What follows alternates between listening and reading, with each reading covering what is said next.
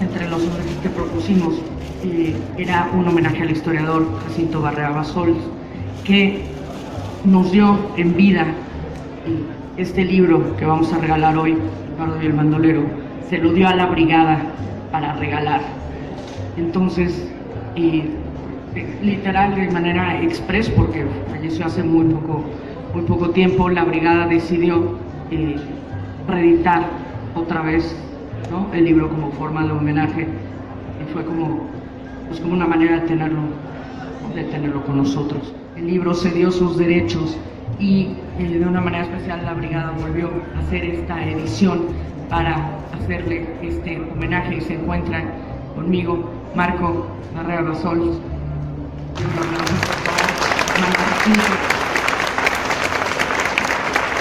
y Armando Bartra, dos grandes amigos nuestros, grandes amigos de la brigada. Y bueno, pues esta es su casa. Adelante. Muy buenas tardes a todos, espero se escuche bien. Comienzo. Ni cualquier libro, ni cualquier feria, ni cualquier hermano. En esta gran feria popular del libro, a mi parecer la más importante de México, que este año cumple 21 años y que va con el siglo, la Brigada para Leer en Libertad decidió publicar El Bardo y el Bandolero y con ello rendirle homenaje a Jacinto. Hoy entiendo que él tuvo que ver, a tan solo poco más de 2 meses de su partida. A nombre de la familia, quiero agradecer a Paloma Sáiz, a la Brigada para Leer en Libertad, esta celebración. Siguiendo la calle de Madero, llega uno a Juárez, y pasando la Alameda, si toma uno Reforma al poniente, llega uno a Chapultepec. Ahí, en el Museo Nacional de Antropología, hace unos días, junto con Aida Castilleja, Diego Prieto y Galo Mora, presentamos El México Profundo, de mi tío Guillermo Bonfil, en el homenaje que le dedicara la Feria Internacional del Libro de Antropología a 30 años de su fallecimiento. Ese día se me quebró la voz. Hace 30 años, también a Jacinto le tocó ver, sin saberlo, el accidente en el que Guillermo murió, y 30 años después, casi el mismo día, muere mi hermano. Y aquí estamos, homenajeándolo, ahora él, junto a Armando, a quien admiraba y respetaba muchísimo. Gracias a Armando por la amistad que le ha profesado. 2. Jacinto y el rigor en los archivos. Escudriñó en cuanto archivos supo que había un documento relacionado con los Flores Magón. Reunió y publicó todo lo que encontró y lo puso al servicio de quien quiera ahondar en esa historia a través de una página que Lina ahora tendrá que mantener. Trabajó en ese instituto por más de 40 años. De hecho, me permito leer lo que la Dirección de Estudios Históricos publicó sobre él el día de su fallecimiento. Estudió en la licenciatura en Historia en la Facultad de Filosofía y Letras de la UNAM. Investigador de Lina desde finales de los años 70, se doctoró en Antropología por la Escuela Nacional de Antropología e Historia en 1997. Estudioso de la historia social del Porfiriato y de la Revolución Mexicana, publicó destacadas y originalísimas obras como El Bardo y el Bandolero, que hoy festejamos, La persecución de Santanón por Díaz Mirón y el caso Villavicencio, Violencia y Poder en el Porfiriato. Libros a los que habría que sumar, al no menos sugerente, Pesquisa sobre un estandarte, Historia de una pieza de museo. Uno de los intereses principales de su labor como historiador fue la edición de fuentes, resultado de lo cual fue su gigantesco trabajo como editor y compilador de las obras completas de Ricardo Flores Magón en una veintena de volúmenes, además de la coordinación de los trabajos que animan el archivo digital Ricardo Flores Magón, archivomagón.net, en el que se reúnen en soporte electrónico los ejemplares del periódico Regeneración, así como otras publicaciones afines al Partido Liberal Mexicano, además de escritos, fotografías y otros materiales alusivos al revolucionario oaxaqueño.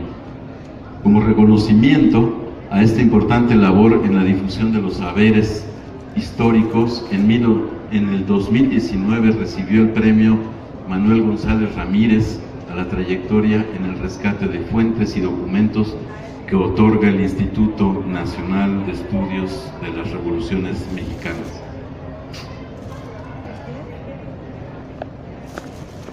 Recuerdo además que a mí me tocó rediseñar el Museo Nacional de la Revolución, y ahí justo pusimos un kiosco en el que ustedes, si todavía está funcionando, pueden ir a consultar todo Regeneración.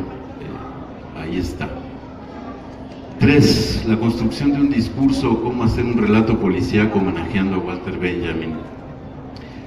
El libro del que va a hablar, en realidad más Armando que yo, es un collage que recoge, compila y ordena esta increíble persecución de un bandolero revolucionario, Santanón, por el bardo Salvador Díaz Mirón, en el que en su clímax se detallan las armas que escogieron para blandirse.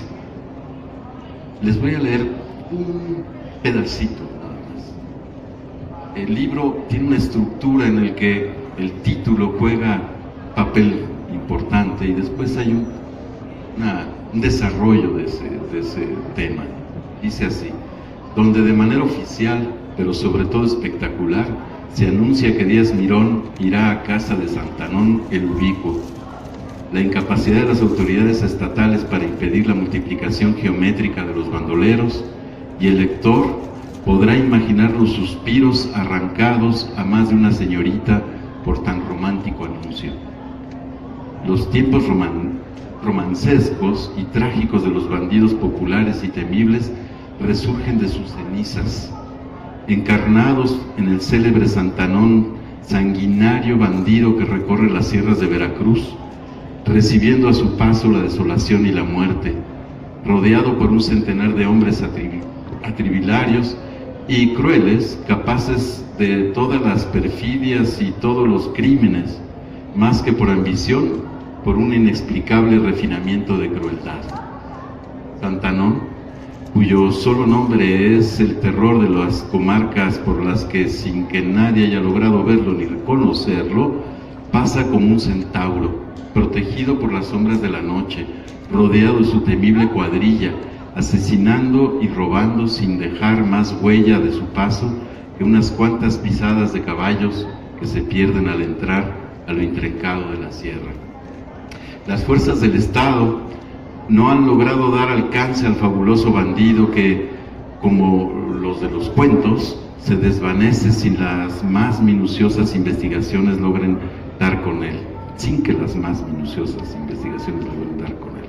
Y así, en esa temible incapacidad lleva ya varios meses, y su cuadrilla aumenta cada día más, al grado que la ha dividido en 3, que trabajando cada una por su cuenta y en distintas regiones, hicieron durante mucho tiempo que la gente creyera que tenía el don de la ubicuidad.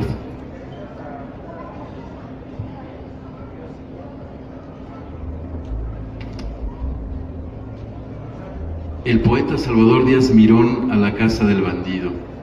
La noticia parece a primera vista absurda, pero es rigurosamente exacta.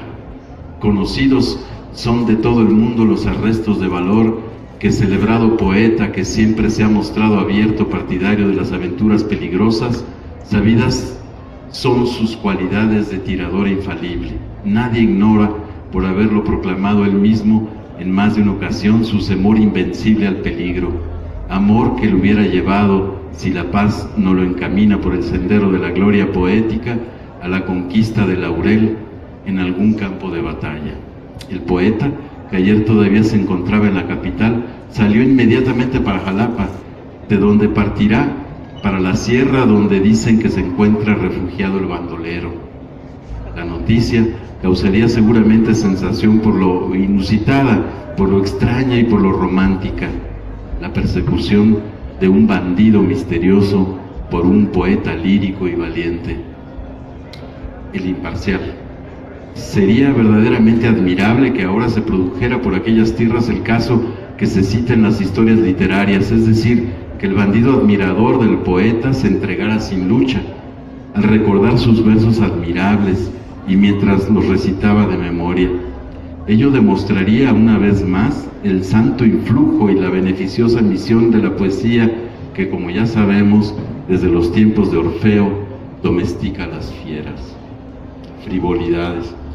Caer en el cráneo taladrado por una bala disparada por la mano que ha taladrado tantas almas escribiendo versos es algo así como morir en un trono de celebridad. Gracias.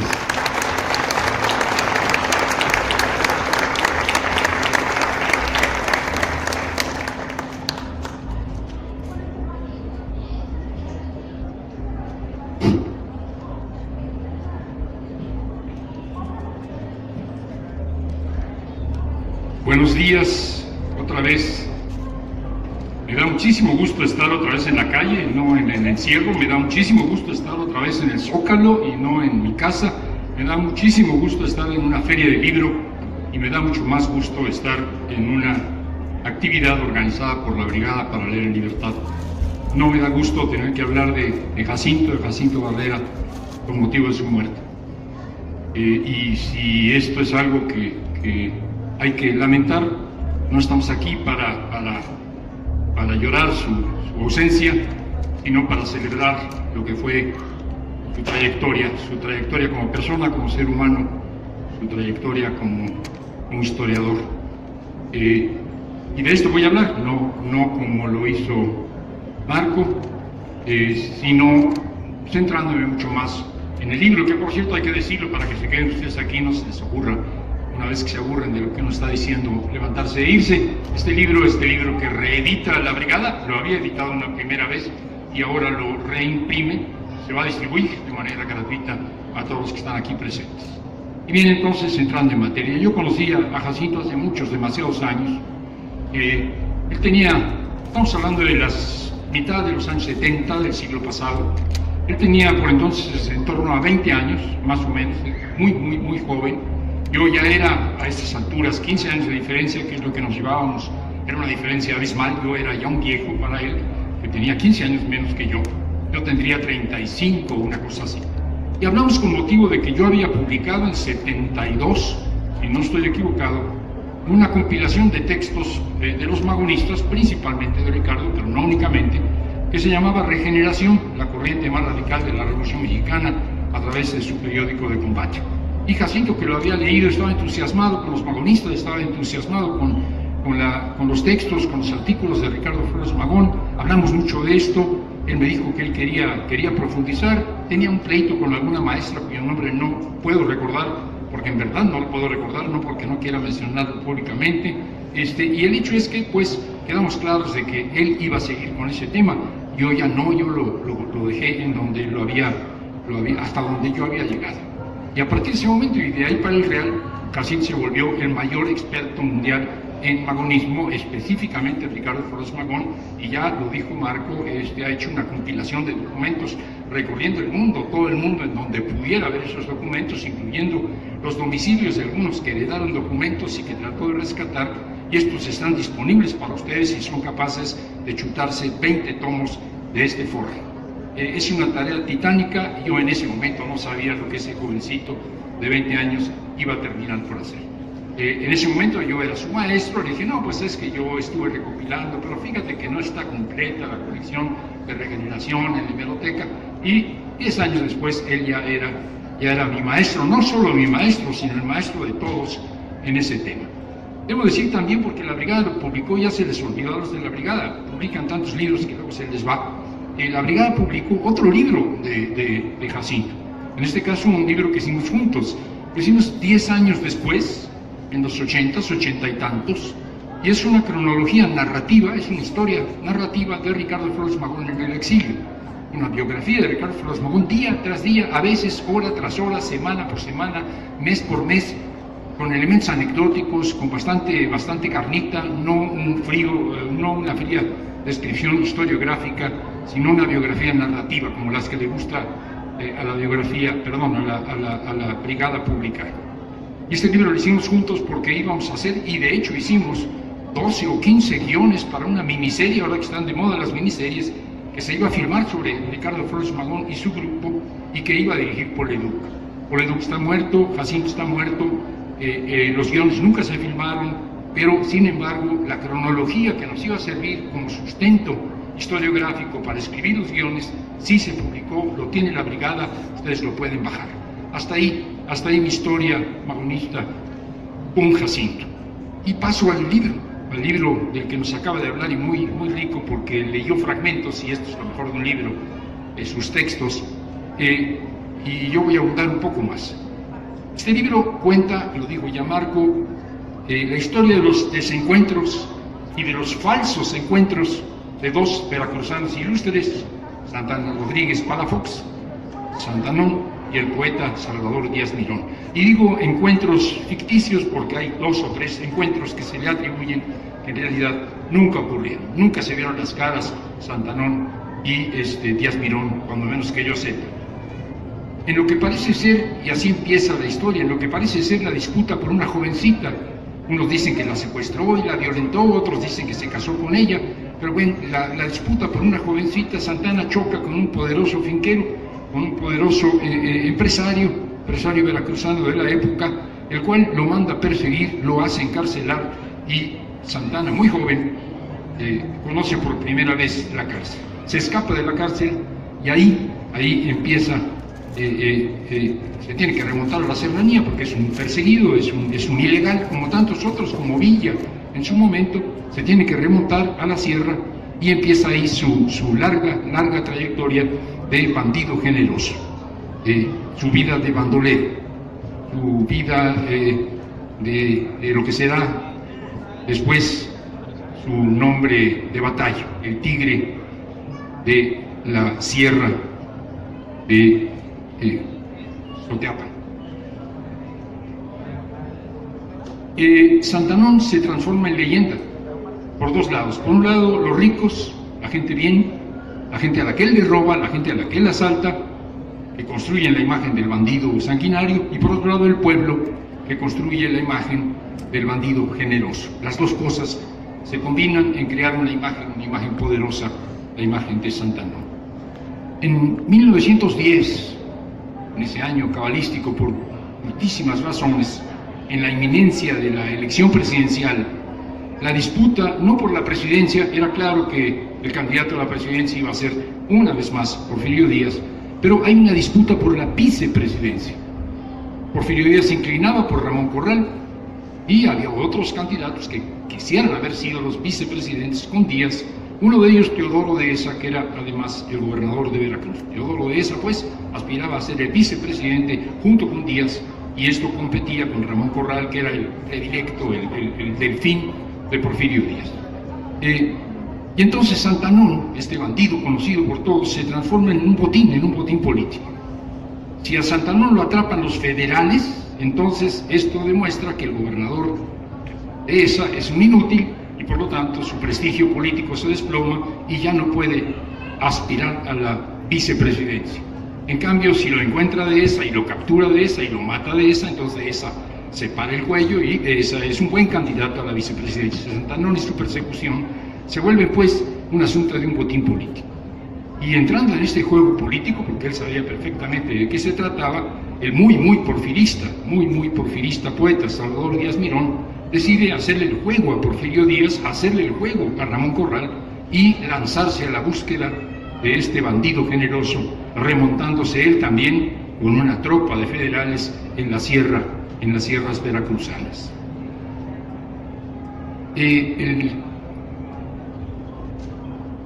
Díaz Mirón era no nada más un personaje muy llamativo, sino que era un poeta notable.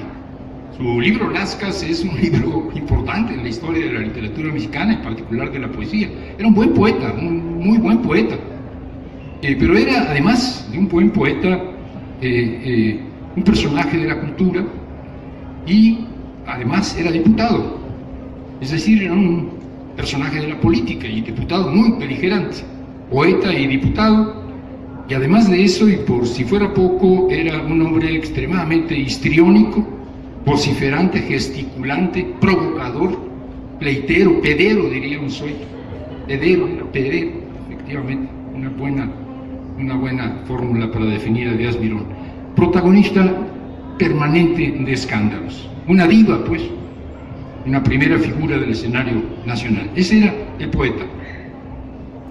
Por otro lado, Santanón era también una figura, el salteador sanguinario, el bandolero ubicuo, ya de su ubicuidad se hablaba porque nunca lo encontraban donde lo buscaban, el bandido inalcanzable en la selva que era su refugio, el cruelísimo tigre de Sotavento, dije Soteapan, debí de haber dicho Sotavento y no me ayudó Marco Barrera que conste, el tigre de Sotavento. El tigre de Sotavento era Santanón, un hombre de piel muy oscura, muy oscura, eso ayudaba, porque los de piel oscura naturalmente estaban asociados con la criminalidad y con el salvajismo, de ojos muy negros, con 2 metros de estatura, 1,98. O sea, lo de Santanón no era una expresión simple, era un hombre de verdad de ese tamaño. Dicen quienes los escribieron, y lo describieron muerto, de brazos muy largos, de manos muy grandes, una más grande que la otra. O sea, un verdadero monstruo. Y para ellos, para los ricos, Santanón era la viva imagen del mal, mientras que para los pobres era la viva imagen del justiciero. Conociéndolo como lo conocí, a Jacinto, me doy cuenta de que ese episodio, cuya introducción luego Marco y de la que estoy hablando yo, debe haber sido una tentación irresistible. ¿Cómo no escribir sobre eso, chica? El laureado adalid de la aristocracia versus el espantable vengador de la pobrería. Hoy diríamos el representante del 1% contra el representante del 99%. O diríamos pues fifís contra nacos, o como ustedes gusten. Una confrontación no solo histórica, verificable, anecdótica, sino también simbólica, una parábola, una alegoría. Y es que Díaz Mirón, que ya lo he dicho y lo repito, era un buen poeta, era también el emblema del elitismo social, marca de fábrica del porfiriato y marca de fábrica de la sociedad mexicana durante muchos años de la posrevolución, que debiera haber sido antielitista y que se volvió elitista de nueva cuenta. El porfiriato era elitista y de alguna manera Díaz Mirón era la encarnación de este elitismo, de una jerarquía que en su caso no provenía tanto de la riqueza, no era pobre, pero tampoco era un potentado, como de la presunta superioridad intelectual, moral, espiritual, ontológica de aquellos que tienen por oficio la cultura. Terminaré hablando un poquito de esto porque esta idea de que aquellos que tenemos por oficio la cultura somos por alguna razón superiores a los demás es algo que hay que cuestionar. Y en este caso fue cuestionado por un hombre que ni siquiera sabía leer y escribir como era Santanón. Pero sigamos con la historia. El Bate, el inspirado Bate, el glorioso bardo, el ínclito poeta, el orgullo de las letras nacionales, el elegido de las musas, el radiante, el excelso, el sublime, la emprende lanza en ristre contra el bandido sanguinario, contra el cruel salteador que despoja a los ricos, contra la bestia salvaje que se oculta en la selva, contra el ogro, contra el monstruo. El poeta contra el analfabeta. Que se sepa, Santanón no sabía leer ni escribir. El autor de versos sublimes contra el hombre que no había ido nunca a la escuela. El Bate de Santa Rosa era su finca, contra el tigre de Sotavento, o como lo tituló Jacinto de manera suficiente y extraordinaria, el bardo y el bandolero. Pero además de símbolos perfectos de lo alto y de lo bajo, los dos personajes tenían posturas políticas, lo dijo Marco al empezar. Habló de Santanón no como un bandido generoso, sino como un revolucionario. Y en efecto, así fue.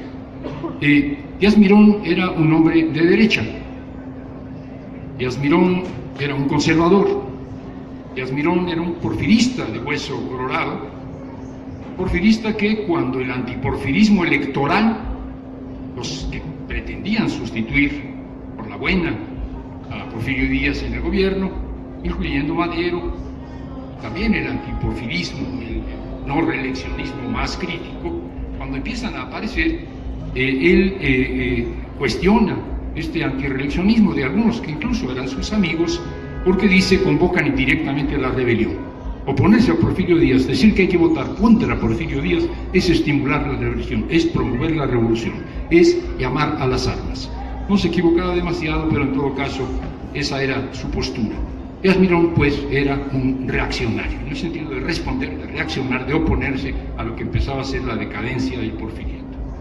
En cambio, Santanón, un hombre que de arranque no era más que un perseguido y un rebelde, pronto se da cuenta, le mide el agua a los camotes, se da cuenta de cómo está la situación política nacional, se da cuenta de quiénes son los buenos, de quiénes son los malos, y se vincula, se adhiere a un plan antireeleccionista firmado en San Ricardo primero, y después, ya que se sepa, en septiembre de 1910, se incorpora al grupo de militantes del Magonista Partido Liberal Mexicano, que desde el 6 se mantenían en armas. Había habido un levantamiento en el 6, la mayor parte de ellos fueron diezmados, derrotados o muertos, pero el grupo de Veracruz, el grupo de Soteapan, encabezado por dos connotados líderes, se mantenían alzados. Y participa con ellos, eran Padua y Salas, se mantiene con ellos, se vincula a ellos, se adhiere a ellos, se incorpora al Partido Liberal Mexicano, se incorpora a la guerrilla y tiene saludos de Enrique Flores Magón, cuando menos, tiene saludos de Prajedes Guerrero, saludan pues los del Partido Liberal Mexicano que un hombre que no era un hombre leído ni escribido, que era un bandido social, se incorpora a una lucha revolucionaria. Y como magonista, no como simple rebelde, como magonista, como militante revolucionario, muere en combate unos meses después de lo que voy a seguirles contando, en un enfrentamiento con los federales. La campaña de Díaz Mirón contra Santana Rodríguez dura 45 días, dura un mes y medio. No aguanta mucho más el poeta en la sierra. Durante este tiempo el poeta ni siquiera se acerca al Tigre de Sotavento. Hay presuntos encuentros, pero son encuentros imaginarios, y no por imaginarios menos sabrosos. Dejen que les cuente una de las invenciones, de los encuentros que se inventó la prensa para vender periódicos, la más ocurrida, creo yo, es la de que, sabiendo que Albardo, al poeta Díaz Mirón, se le habían acabado los puros, Díaz Mirón no podía andar por el mundo sin un puro en la mano, que se le habían pues acabado los puros y andaba en la sierra y andaba pidiendo que le trajeran puros de algún lado. Entonces un día que andaba en la sierra junto con los federales, rodeado de soldados, se le atraviesa a Santanón, le ofrece un puñado de puros de los que él fumaba, le dice: estos sí son buenos, no los que usted fuma, y además pues le sugiero que se regrese a Jalapa, le conviene, y se va a Santanón. Esto no sucedió, pero hubiera sido bonito que hubiera sucedido, porque Díaz Mirón ni siquiera echó mano a su pistola que siempre cargaba. El hecho es que después de un mes y medio de productivos recorridos por la sierra, a Díaz Mirón le da cagalera, literalmente le da chorrillo, pues, para que nos entendamos, y se regresa a su finca de Santa Rosa, porque, bueno, pues, ya la enfermedad no le permite seguir a la casa del bandido. Santanón morirá poco tiempo después, meses después, en un enfrentamiento con fuerzas federales, y aunque los medios masivos de comunicación, que igual que ahora mienten sistemáticamente, intentan atribuirle la derrota de Santanón, la destrucción del grupo armado al propio Díaz Mirón, resulta claro que no es así.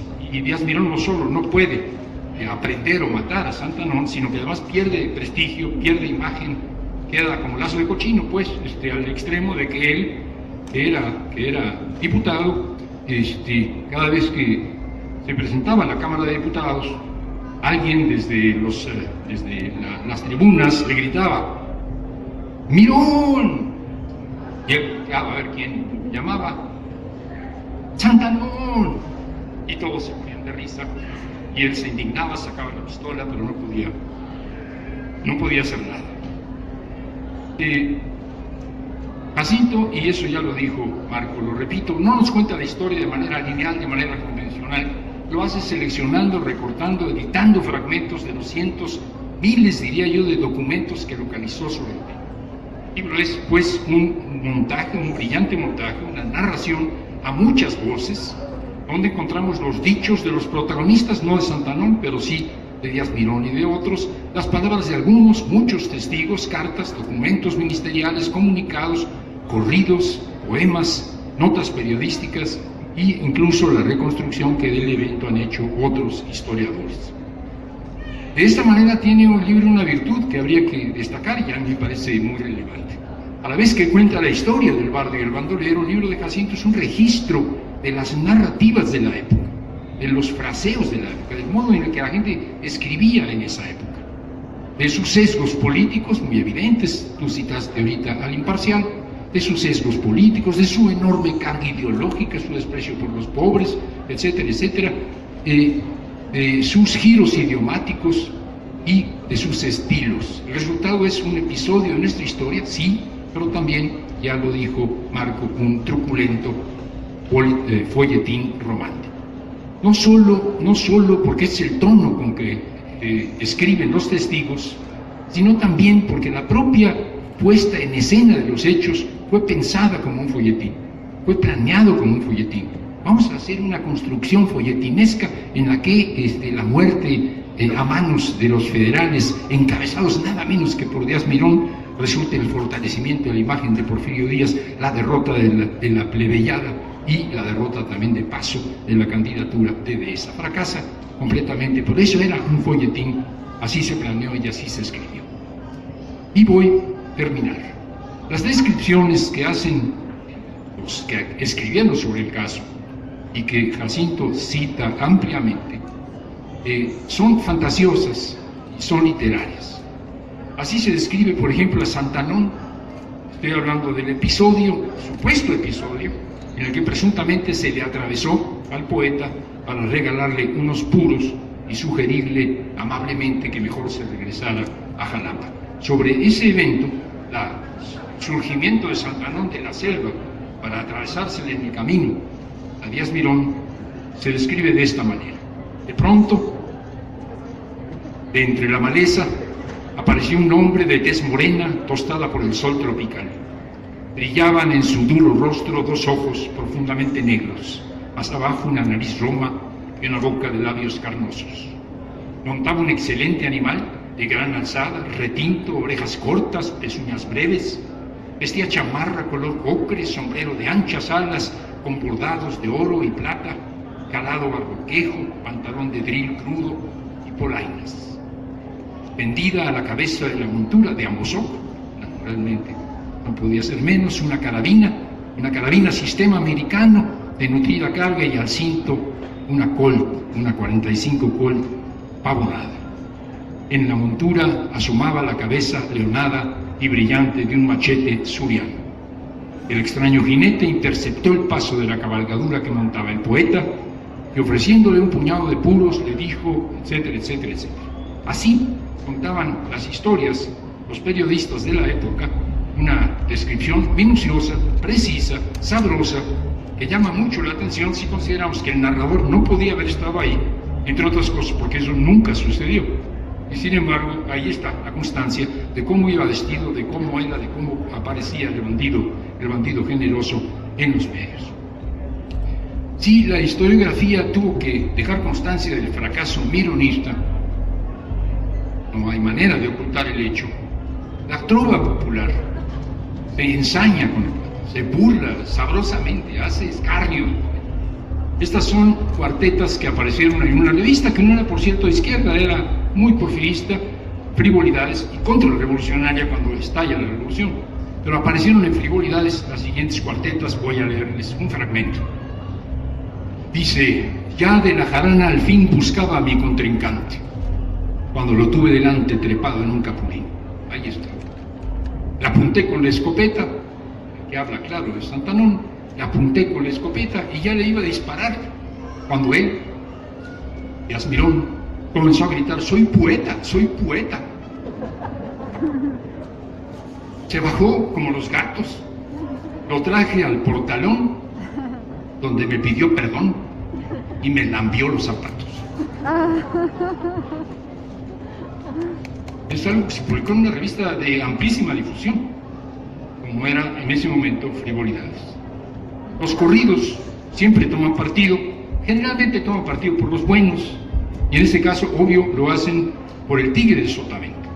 Y leo unas cuartetas de un corrido de la época. Por Sotavento incursiona Díaz Mirón el batecito, más de Santana Rodríguez ni el polvo siquiera ha visto.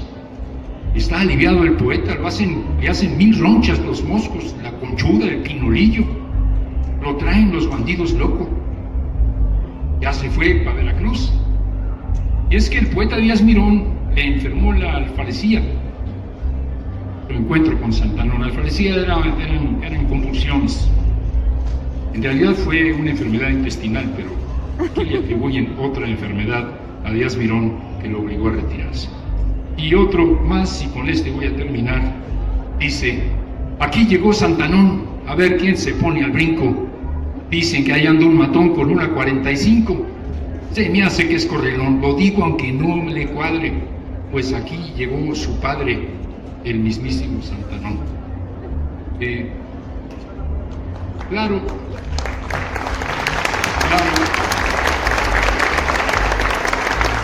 en la Cámara de Diputados, de a tiro por vez, se paraba el ínclito poeta, el excelso, y le gritaban: Mirón, Santanón, y él lloraba.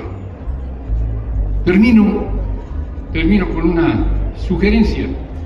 Pienso que hoy, y ustedes van a tener el libro, y ustedes van a leer el libro, pienso que hoy, cuando algunos consideran que los intelectuales, los científicos, los académicos, los artistas, por el hecho de serlo,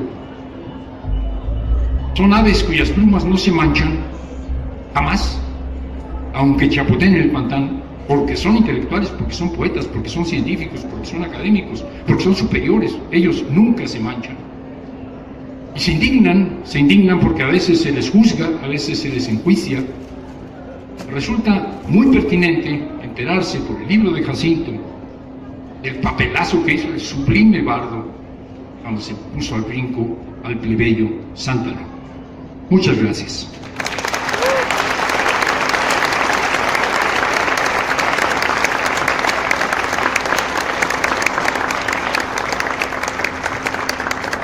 No sé si así funcionan las cosas porque nos dejaron solos, pero creo que cuando esto sucede, además de que empiecen a repartirse el libro prometido, creo que ya lo tienen, entonces tienen ustedes oportunidad de repelar, de protestar, de exigir que se rectifique o de pedir aclaraciones. Tienen ustedes la palabra si es que hay quien les pase un micrófono, si no yo se los acerco. Pues por ahí atrás, desde ahí por favor, porque no debemos hacer hola. Sí. Sí. ¿Sí puedes? Aguántenla tantito.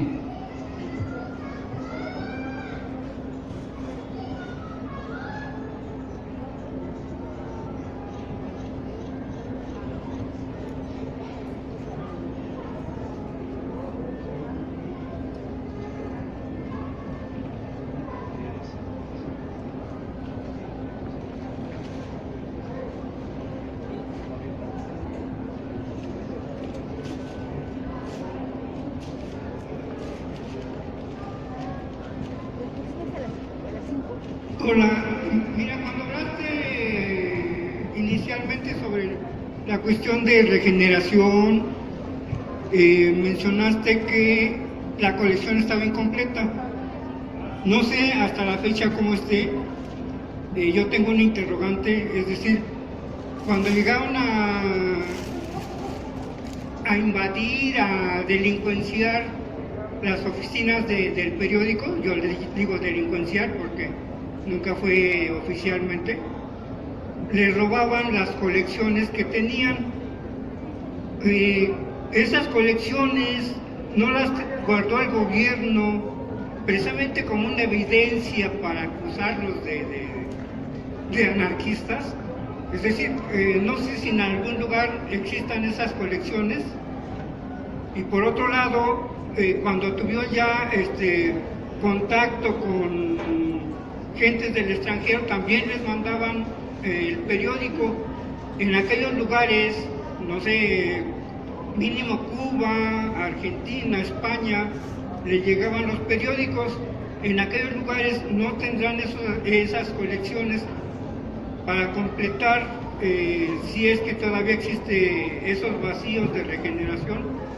Sí, contesto muy rápidamente al señor, que se ve que es una persona muy ilustrada en esos temas, me da mucho gusto.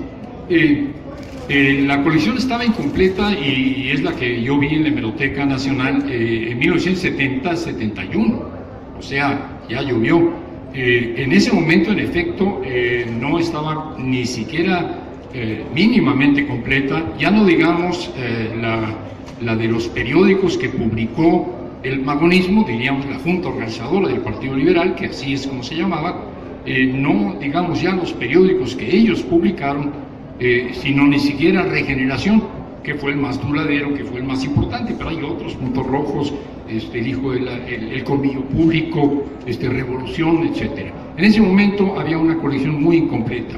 La colección se completó no con originales, hasta donde yo sé, pero sí con lo que eran en ese momento microfilms y después periódicos digitalizados, de modo que hoy se tiene, y Jacinto además la pone a disposición de todos ustedes a través del internet, a través del acceso a la página, de toda la información disponible. Hoy se tiene esto completo. Lo que dices, compañero, permíteme que a pesar de tus canas te diga compañero, yo también las peino, lo que dices acerca del problema con los archivos de los magonistas, con las colecciones de los magonistas, es que efectivamente una y otra vez eran saqueados sus archivos y eran robadas sus colecciones. De los archivos directos de los magonistas históricos, de los magonistas fundadores, yo creo que no se encontró mucho. Jacinto, que lo buscó, encontró mucho más en la documentación policíaca. Los policías que se robaban las cartas, que se robaban los documentos, tenían mucha más información que los propios magonistas. Después se ha ido reconstruyendo de múltiples maneras. Efectivamente es importante tomar en cuenta cuáles son los destinos de una publicación contestataria, clandestina, subversiva. Publicaba decenas de miles de ejemplares en momentos en que ni siquiera los podían mandar por correo, ya no digamos vender abiertamente, porque estaba prohibido que este tipo de mercancía circulara por correo. Con enormes dificultades, de manera clandestina, hicieron llegar decenas de miles, algunos dicen que en algún momento 40.000, ese periódico a todos los rincones del país. Y cuando se publica el manifiesto del Partido Liberal, manifiesto de la Junta Organizadora del Partido Liberal Mexicano de 1906, parece que son más de 100.000 ejemplares. O sea, no había internet, no había redes sociales, pero me cae que llegaban a todo su público y lo hacían muy bien. Y esta documentación hoy es consultable, entre otras cosas, gracias a Jacinto Barrera.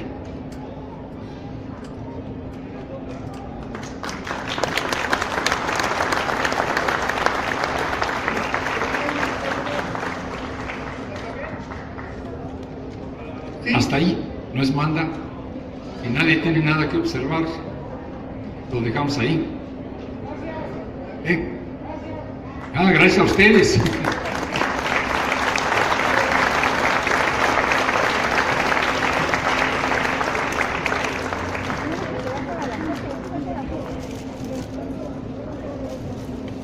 Muchísimas gracias a Marco, muchísimas gracias Armando. Un aplauso, por favor.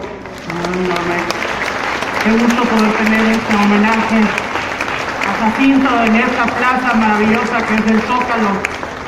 Y les vamos a pedir que pueden bajar aquí adelante de nuestra fila y les vamos a pedir a todos los demás que suban los libros.